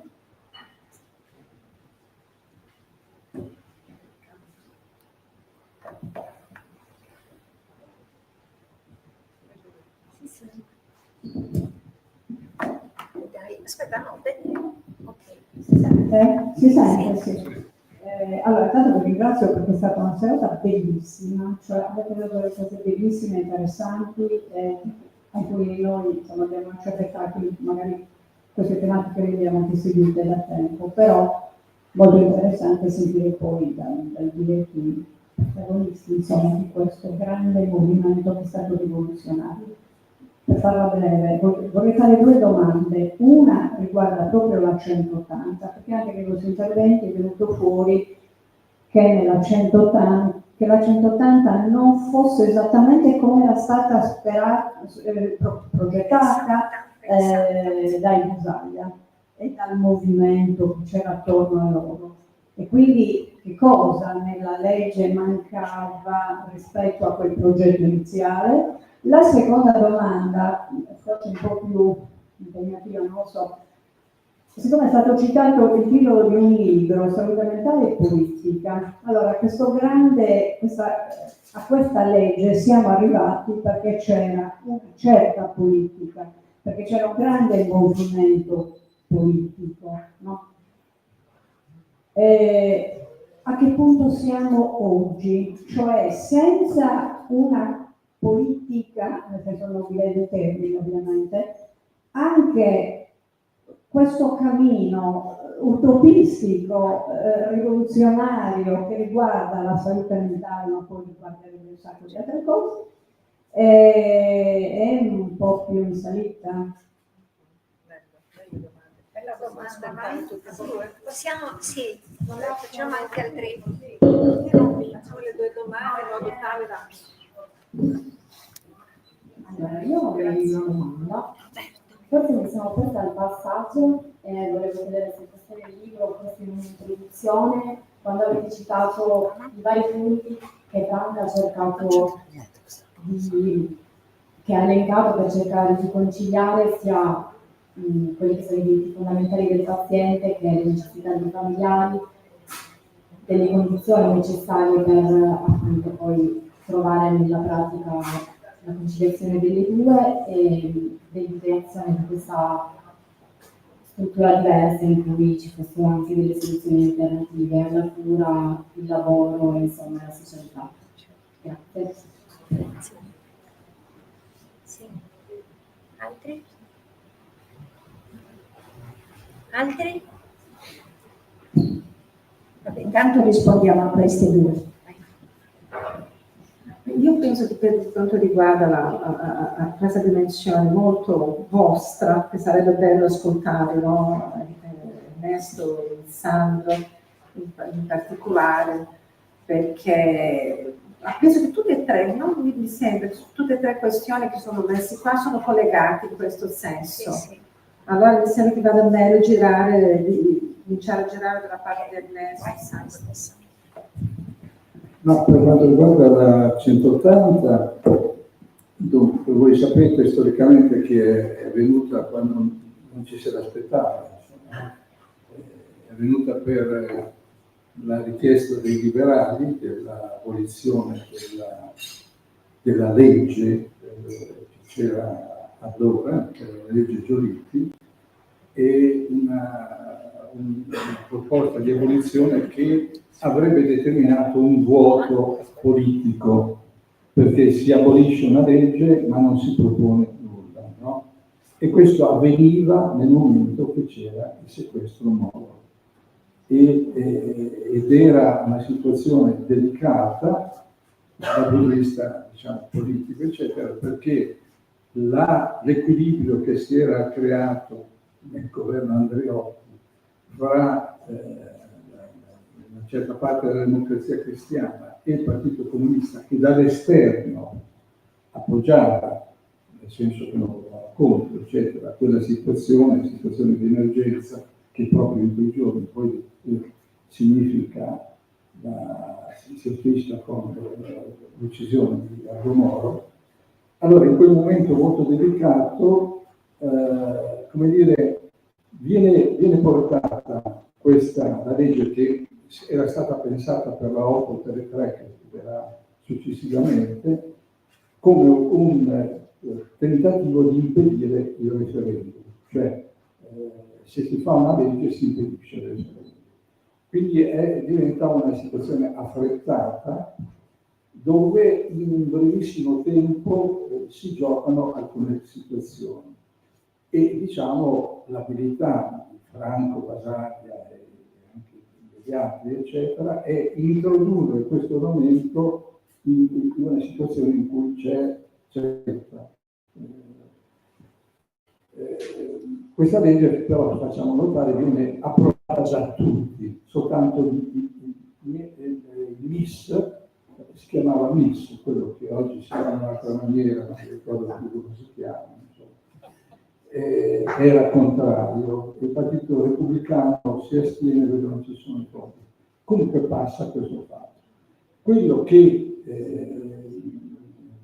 penalizza questa situazione è che l'idea era mantenere questa legge all'interno della riforma sanitaria, ma senza che avesse una caratteristica sanitaria. Invece prevale alla fine la logica del trattamento sanitario dei cattolici, dentro gli anni sicuri, eccetera, cioè si aprono degli spazi in cui entrano altri soggetti, che è la sanità, perché il problema poi tra l'altro vero è la sanità. Allora lì c'era la presunzione di pensare che attraverso questa partecipazione collettiva ai problemi della salute si sarebbe arrivati anche a affrontare il problema di una presenza nella sanità. Ma invece è successo il contrario. Quindi perché poi Basaglia dice non è la mia legge, voi continuate a parlare del centro, non è la mia legge, perché è troppo sanitaria, perché ad esempio non si parla, ma per questo non è questo, le figure, sono infermiere e psichiatra, non ci sono altri, poi arriveranno altre figure, informatori, non c'è un sociologo, non c'è uno psicologo, cioè è impressionante anche questo aspetto qua, quindi rimangono quei personaggi senza entrare nell'accademia, perché poi sarà così, l'università non viene coinvolta e la formazione del personale che realizzerà la riforma continua a mantenere i vecchi cliché, vecchi stereotipi. Questa cosa è un peccato originale, però quello che alla fine si dice è questo, è quello che potevamo raggiungere, teniamocelo e poi speriamo che le cose vadano altrimenti. Ma sono andate altrimenti in un altro senso, ma non che, ripeto, ha cambiato il mondo, il liberismo è entrato dentro, la sinistra ha aperto al neoliberismo, dicendo troppo pubblico, troppo politico e diamo le mani ai tecnici. Cosa è tecnico? Era un altro modo politico di concepire la sanità, esattamente. Quindi è quello che avviene. E indubbiamente la riforma, come ogni atto di cura, è un atto politico. È politico, la cura è politica. Cioè, in questo senso, prendendo complessivamente i bisogni di una persona, che non è soltanto il fatto che ha un momento in cui si trova stressato o esagerato, eccetera, ma è una persona concreta col suo corpo, con le sue esigenze, con le sue necessità, che sono la casa, il bisogno, le relazioni, in modo diverso. Quindi la cura è politica. Allora c'era una coincidenza a volte politici. Questo i partiti politici l'hanno perso, non rappresentano più questa capacità di raccogliere quelli che sono i bisogni delle persone. Parlo in maniera grossolana, scusate, che dico così delle cose andrebbero meglio spiegate, però è certamente il problema che se ci guardiamo in giro perché in tutto questo discorso è che invece, come è stato detto, si è dimostrato che la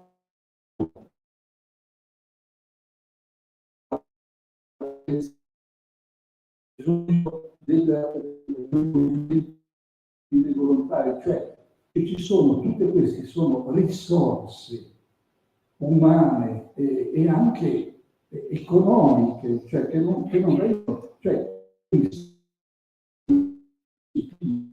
non ci crede che i familiari abbiano un'importanza sulla che siamo sicuri che senza psicofarmaci, senza questo grave medicalizzazione, eccetera. Invece è lì.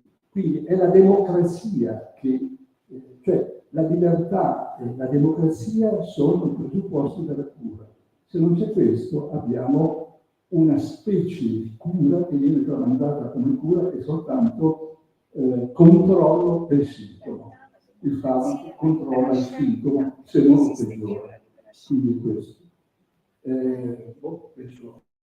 Volevo aggiungere solo una cosa, no? La libertà, la democrazia. Io voglio aggiungere la libera scelta, perché non esiste più il diritto alla libera scelta nel nostro paese, sono altri che decidono per noi, perché la libertà senza la partecipazione attiva delle persone, quindi senza la libera scelta, anche di quale intervento di cura, no? Quali risposte, solo la persona attraverso la sua libera scelta in presenza di tutta una serie di opzioni, non solo così può funzionare. Ma se tu alla persona gli proponi, no, quell'intervento esclusivamente sanitario, quindi il farmaco o l'elettroshock, perché in questo periodo in Sardegna stiamo discutendo anche dell'elettroshock come elemento, come dire, decisivo per salvare la vita a persone resistenti al farmaco, quindi torniamo a quella questione lì. Quindi se la cura è prendersi cura e quindi coinvolgerti in questo tuo processo di ripresa, in questo tuo processo di cura, se tu non mi coinvolgi e mi proponi un pacchetto chiuso, definito da te, che ha magari solo questi due elementi, questo non è prendersi cura. Quindi la libertà, la democrazia, ma la partecipazione e la libera scelta. Io insisto molto sul diritto alla libera scelta, perché purtroppo in questo paese, non solo per quanto riguarda la salute mentale e la salute, ma anche altre questioni, la libera scelta non esiste più, non è più un diritto.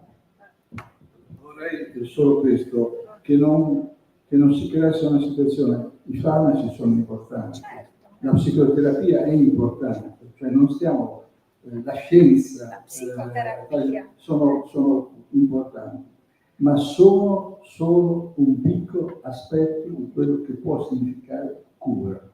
E noi abbiamo la dimostrazione, non sono teorie, abbiamo la dimostrazione quanto sia importante creare una motivazione, no? Dare alla persona che è il soggetto della cura una possibilità di autostima, di protagonismo. Questo è importante, un farmaco senza che la persona non si senta, non abbia scelta, magari la può rifiutare, ma si apre una discussione, eccetera, un dibattito, eccetera, ma se non è protagonista è soltanto uno strumento di controllo. E questo non significa che non sia importante, il problema è accompagnare queste cose e diciamo, abbiamo dimostrato che questo è importantissimo ed è reale, scientificamente così, perché poi l'Organizzazione Mondiale della Sanità dice che è questo il modello. La persona, ecco, però si dice che invece no, non è questo il modello. Giusto 2 parole. Si chiedeva cosa mancava alla 180. È lo stesso Franco Basaglia nel 79 che dice che cosa è la 180, perché è stata approvata nel maggio del 78. Quindi sino a dicembre del 78, senza l'833, la 180 è rimasta completamente in balia delle onde e l'unica cosa che la 180 prevedeva era che entro 60 giorni si dovevano attivare i reparti, che sono servizi psichiatrici di diagnosi e cura, negli ospedali generali. Per cui l'unica imposizione concreta che la 180 in quella situazione di emergenza, come ricordava Benedetto Venturini, era quello che entro 60 giorni bisognava far partire i servizi psichiatrici di diagnosi e cura.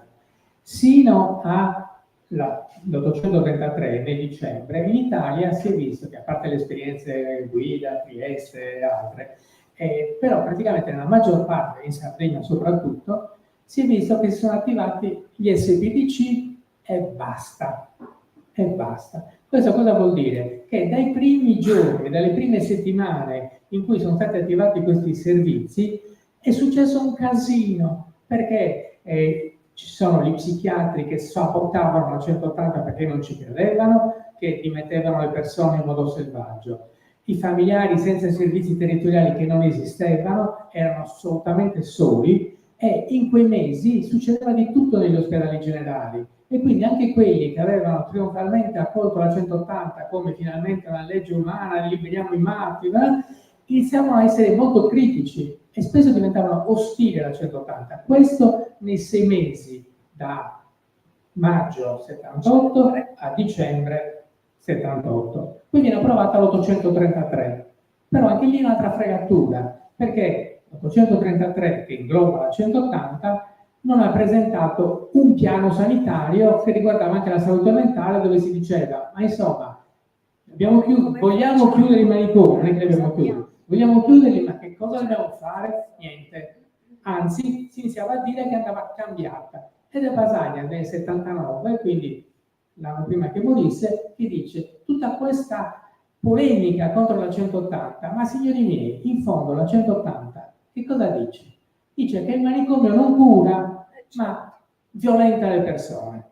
Che il malato di mente, come tutti i cittadini, ancora di più perché è malato, deve essere rispettato nella sua dignità, nei suoi diritti come cittadino, e che bisogna abolire i manicomi che hanno dimostrato che invece di curare opprimono le persone e le violentano.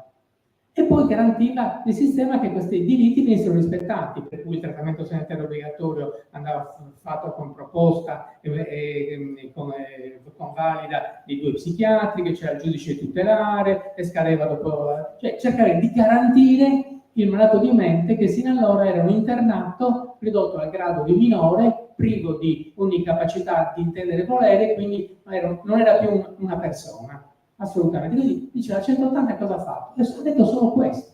È una legge quadro. Tutto il resto bisognava farlo. E chi, il movimento, Basaglia e tutti gli altri, sapevano che bisognava cambiare la cultura, cambiare la formazione degli operatori, cambiare le relazioni sociali. La partecipazione era necessaria perché ci fosse una società diversa, più giusta, più solidaria, più uguale. Purtroppo dall'80 a livello mondiale le cose sono cambiate e oggi, secondo me, è finita la fase in cui dobbiamo difendere la 180.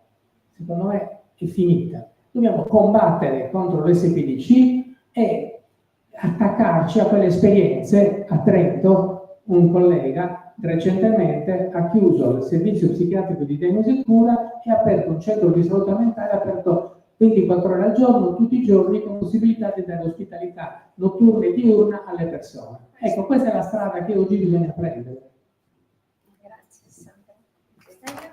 Bene, io aggiungo, riprendendo il pensiero di Franca, perché è molto importante. Questo libro, cioè, lei discute, abbiamo messo in evidenza la discussione che Franca fa, che riguarda la medicazione, no?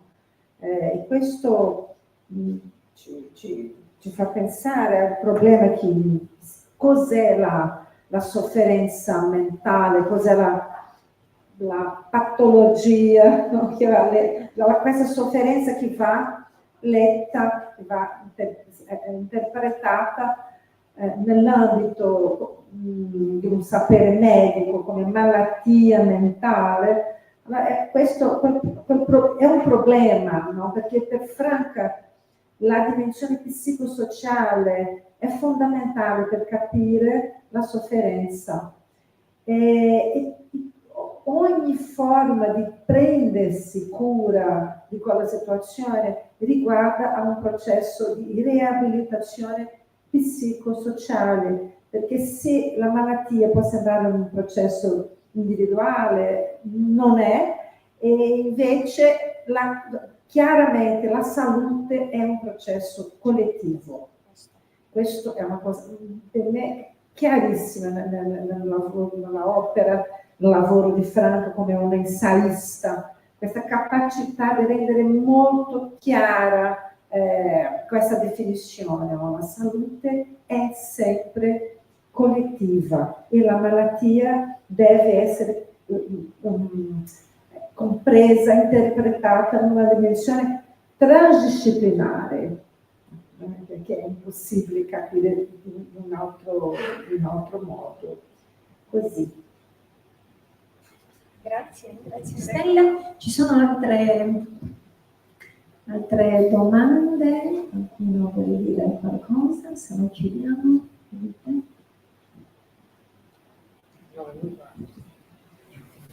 Che 9:15. Sono le 9:15. Complimenti a voi tutti per essere stati.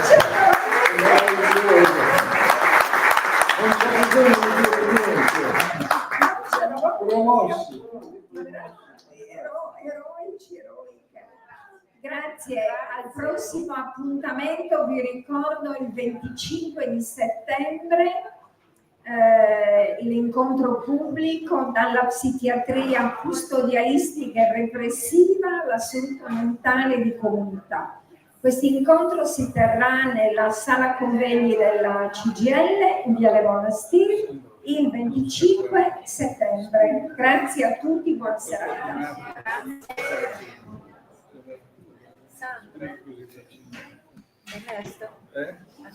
Sì, a lui glielo diamo, ma lui ci dà anche il suo.